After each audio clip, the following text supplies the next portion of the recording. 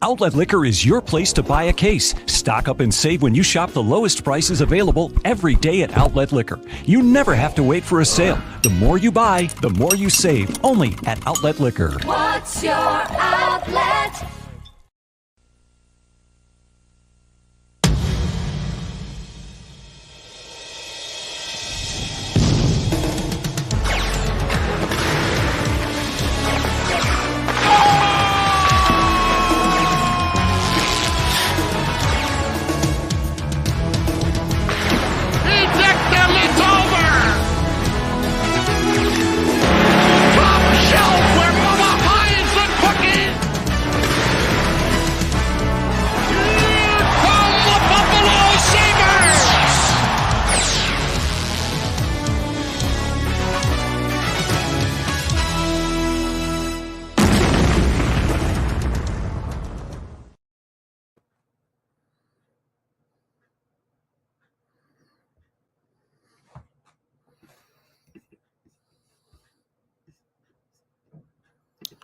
Sorry about that, everybody. Welcome to another edition of I'll Hang Up and Listen. I'm Duane from Two Goalies, One Mike. And, 6 p.m. start today from the Buffalo Sabres against the Columbus Blue Jackets in Columbus. And they absolutely lay an egg 7-3. It was close in the beginning. And then, honestly, it was just a matter of time until, they pulled away. There was zero desperation in Buffalo's game tonight. Once again, you were kind of relying on one line to create all of your scoring chances. The top line of Tuck, Tage Thompson, and Jeff Skinner, and it just wasn't working. Columbus was able to try and focus on that line and, kind of shut it down. There was a scrum in front of the net at the end of the second period that led to Buffalo's third goal. But, the game was out of reach by then, honestly. I know it was only a 2-goal game with 20 minutes left, but, there was just no desperation in Buffalo's game. Half the time it looked like they were skating, with cement blocks on their feet, just not engaging in certain battles along the boards, behind the net, in front of the net. Defensively, they just looked like garbage. Kyle Okposo said it best in the post game. It's just like a lot of mental lapses and lack of attention to detail in their own end, and they just did not give Craig Anderson any help at all. And I felt for the guy too. I don't like to criticize a guy like Craig Anderson because the reality of it is the guy's 41 years old, and there wasn't much supposed to be expected of him on this team rather than just kind of being a guy that can be relied on to maybe start 30, 40 total games this year. I can't imagine Kevin Adams or Don Granado expecting him to be a full-time starter at his age. But, he's played very, very well up until this point. And today, I'm not going to put any of the blame on Craig Anderson, but, there are a couple of goals there I think he'd want back. But the team didn't help him in front. It was bad top to bottom. And and another thing Kyle said in his post-game interview was, you can try and blame this on being the second game of a back-to-back, but at the end of the day, every team in this league plays back-to-backs. Every team, has to deal with this type of adversity. And, they've won games in a back-to-back situation, winning the second game of the back-to-back, and he referred to a game against Minnesota where they did play well. So every team goes through this. There's absolutely no excuses for it. You got to come prepared. You got to show up ready to play, and they weren't, man. It's just it was dreadful to watch. There were times in our own end, man, where we were losing so many loose puck battles. Just terrible passing out of our own end, trying to get, zone entries were terrible. Like, just top to bottom. This was a bad game.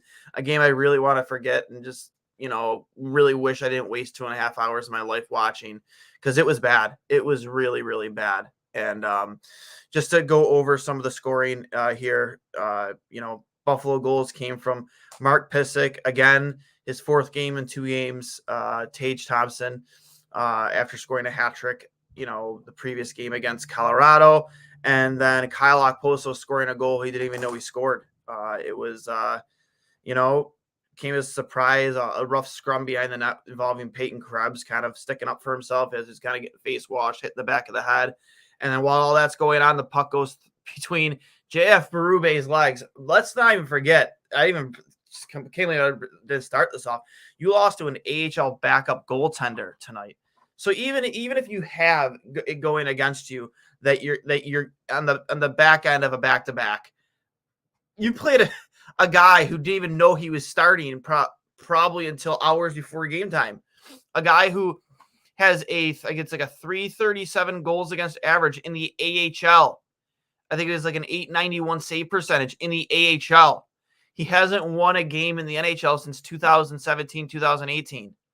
Like, this guy sucks. And I mean, you scored 3 goals, but that's not good enough some nights. And against an AHL backup with those kind of numbers, there's no excuse for it. There's just no excuse for it. I'm sorry. You got to play with more desperation. And we've seen this exact Sabres team play a couple times, not a lot this season, but you see them kind of resurface from time to time where, you just see them going through the motions. Doesn't seem like they're really in it. Energy wise, kind of just like they're trying to waiting for that final buzzer to go off. That's what like tonight kind of seemed like to me. And the puck luck didn't work in their favor tonight either. There was a shot there after we pulled the goalie. Tage Thompson had a nice one-timer opportunity. Puck hits the far pad, goes right to the front of net where you have both Kyle Okposo and Casey Middlestat just sitting there waiting to tap it into empty net, and they can't get a piece. Casey got a piece of it and was finally able to cradle and take the shot. But at that point, JF Berube, and I'll give him credit, Berube played well. But, he was over there in time to make the save to get his first win in the NHL since 2017, 2018. I want to forget about this game. It was bad. You gave up, I think it was, looking at the numbers here, you gave up 38 shots tonight. And I know the shot attempts were very close. I think it was 60-59 in favor of Columbus. But you put 36 on Berube, and I'm sorry, against an AHL backup goaltender, you should be shooting from all angles and just literally 36 isn't exactly like a low amount of shots, but you need more than that, man. You just need more than that. And when is this going to end? When is this crap going to end, man? I know this isn't the team that we're looking at for next season. I know that, it's about individual development this year. And yeah, you've seen a lot of great individual development over the course of the season, but you get leads and you give them up. Like today, for instance, Tage Thompson scores on a beautiful goal. His release is so deadly. It's got to be near the top of the league when you watch it in slow motion. It's such a beautiful release, so deadly. And you give up another goal. I think Voracek scored the game tying goal almost immediately after. And that happened against Colorado too. Like that's got to stop. That's got to stop. Like you have to start being able to protect leads. I don't know the exact number, but how many games have we lost this season where we had a lead at some point during the game? Or even not even just a 1-goal lead, a 2-goal lead. We've lost so many games like that. It's just getting to be an absolute joke. And going into next season, these mistakes have to be fixed. Like I believe, I forget who said it most, but when you're coaching in the NHL, these guys are all good enough to be in the NHL. Like for the most part, they're good enough to be in the NHL. So you're not you as a coach, you're not exactly teaching them how to play hockey. You're a motivator. You're a guy who motivates, pushes them to play hard and to go out there and work the system that you've implemented and just push them to play hard and play outside themselves, especially a team like this. And I'm not going to sit here and place blame on Granato, but a game like tonight, man, like what's going on? Like, why can't you get this team motivated to show up and play its full 60 minutes of hockey? Against Colorado, where they played a very good game. You can't get that game in the garage. We can blame officiating all we want. We can blame you had a lead and you gave it up. Again today you had a lead and you gave it up. The last time we played Columbus, we had a lead, a 2-goal lead, and we gave it up. This has got to stop. Has to stop. you know, I don't know if that change comes in the form of maybe off-season acquisitions, trades, the deadline, even though they're going to be sellers. And you need legitimate NHL goaltending. I love Craig Anderson today, but man, like, you got to be better than that. 100%. Yeah, excuse me. Yeah, excuse me again. But you have to be better than that. I'm sorry. It's like, we have below average, we have below NHL level goaltending right now. As good as Craig Anderson has looked at times, like, you need consistent NHL level goaltending. We have not had that all season. So with that being said, with the NHL trade deadline just a few weeks away, I really, really, really just hoping for some type of shakeup on this roster to really get things going and make this exciting to watch again. I'm not looking for any big team like acquisitions like a Claude Giroux. That's not what I'm talking about. Just shake things up a bit on this roster and get these kids motivated to play harder every single night and play full 60-minute games, because that was dreadful to watch on a Sunday afternoon or evening, whatever. That was terrible to watch.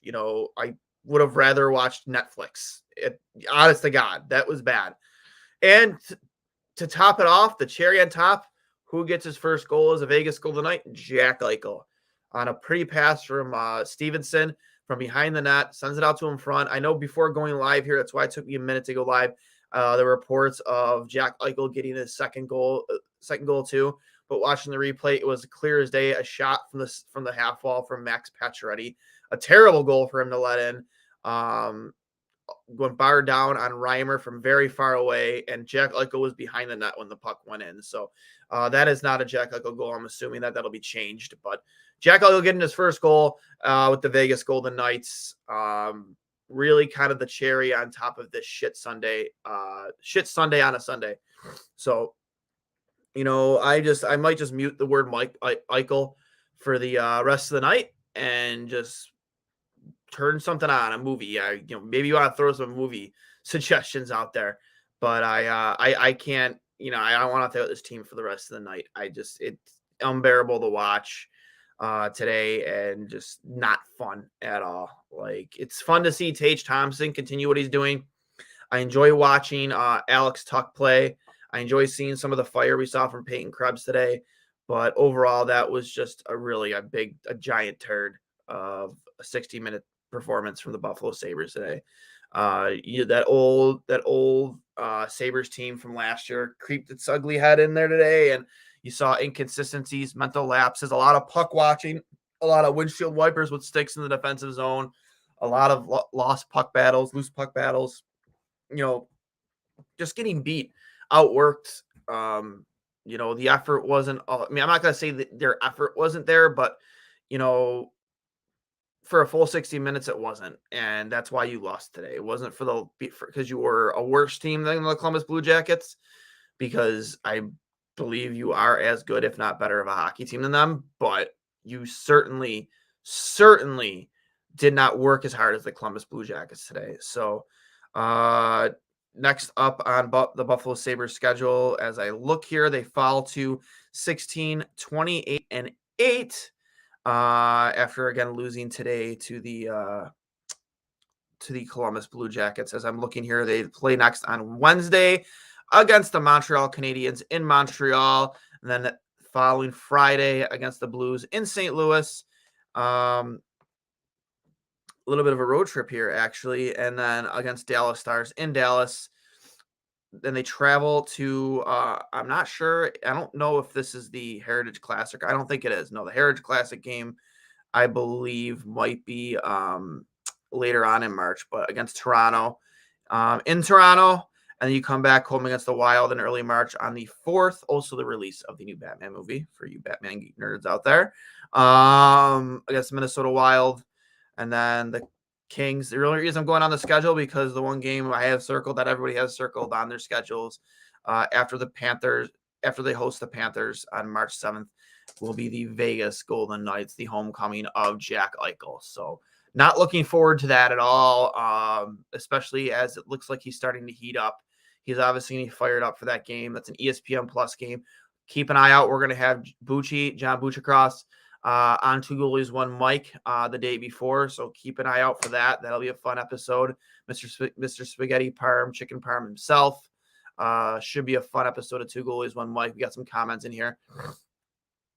From Vanko's Burners account, not sure how much you can blame the goaltending when at the start of the year the tandem was Anderson and Tarsi. Listen, I'm not blaming the goaltending for tonight. I mean, I'm not. But I mean, we all knew what we were getting into this season with this tandem. It was going to be rough. You were going to have to deal with a 40-year-old Craig Anderson. I think he's now 41. And then, of course, an ECHL level goaltender in Dustin Tokarski. I think the original plan was to have UPL be the guy alongside Craig Anderson this year. And he didn't win it out of training camp. And obviously he does get here. And then you get him getting injured, another lower body injury for UPL, which is what scares me about him because for such a young goaltender, he's already dealt with a lot of injury issues, hip issues, lower body issues. So I'm really worried about his longevity for the rest of his career. Another from Nate. I'm sorry if I butcher these last names. Schnoski, bad execution too. Yes, terrible execution, especially in their own end. They just looked like a bunch of chickens with their heads cut off out there today. It was bad. It was bad. Movie suggestion, Big Lebowski. Love the movie. Love the suggestion. I've seen it so many times. Maybe I will. We'll see. Another comment here from Brian Crooks. Who else is there to blame for the piss poor production on the ice? I want to say coaching, but I'm going to say coaching. You know, you got to be ready to play from puck drop. You got to be able to execute the game plan. You got to be able to motivate your players, and they just didn't seem motivated out there today, especially after such a hard-fought battle against Colorado, where honestly you deserve to win, and then you come in here and you lay an egg. You know, you should be pissed off the way you lost against Colorado. You should come into Columbus, a team that you're which is a better matchup for you, and you should win this game, and you didn't. So that sucked. From Paramat Pictures. Amherst were not any better tonight, and I sprained my ankle. I'm assuming you meant walking to your seat. Sorry, Matt, that sucks. 0 for 3, Sabres, Amherst, and your foot. Sorry about that, bud. Rough break. Tough break. And plan to start the games. Yeah, it must have been an edit on your previous comment. Yeah, a lot of blame to go around for the way this season has gone. Lack of goaltending easily tops the list here.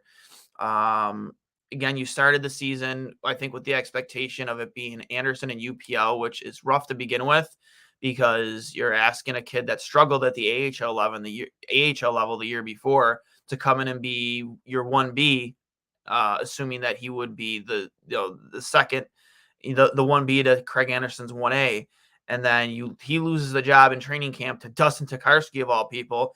And Tokarski had a couple moments early in the season, but he's just been what he is. He's a fringe AHL goaltender. And, you can't be a team that's in the midst of a rebuild and throw a guy like Dustin Tokarski out there and expect good results. You're not going to get good results. You saw it against Colorado. The guy just, when he'll make a few saves when you don't need him to, when you don't expect him to, but he just can never consistently make the routine saves, and that's what you need most out of your NHL level goaltending is to always make the routine saves. And that's, what we haven't gotten this year consistently. So another comment here is what happens to the energy the Sabres had yesterday afternoon? I don't know. I don't know. I don't use back-to-backs as an excuse because every team plays back-to-backs.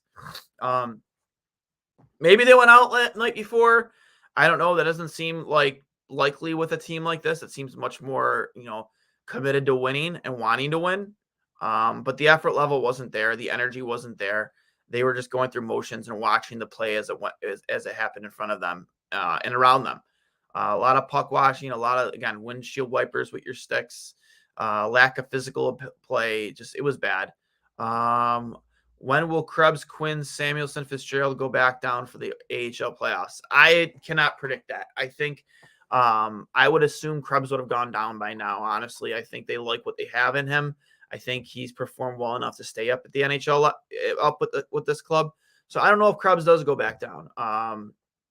Samuelson, he might be to stay too. Fitzgerald, I don't know, man. That's a decision for Kevin Adams and Don Granato. Personally, I know Mike Harrington wrote the Buffalo News that he'd like to see UPL brought up after this weekend, just because to kind of bring more of a stability in net for Buffalo. But I don't agree with that. I prefer to keep UPL in Rochester and give that team a very good chance to play in the playoffs, have a deep playoff run, and have these kids get playoff games underneath their belt at the professional level, because it's going to go a long way in their development, 100%. I believe when we had Andrew Peters on the show, he even said it himself. Like, that's going to go such a long way in their overall development and the future success of this hockey team. So, again, tough loss, tough breaks for Buffalo tonight. Unfortunately, they couldn't get it done. Again, and we don't see them again until this Wednesday. I believe it's this Wednesday against the Montreal Canadiens, a team that they have been beating. They should beat again. Hopefully they do. We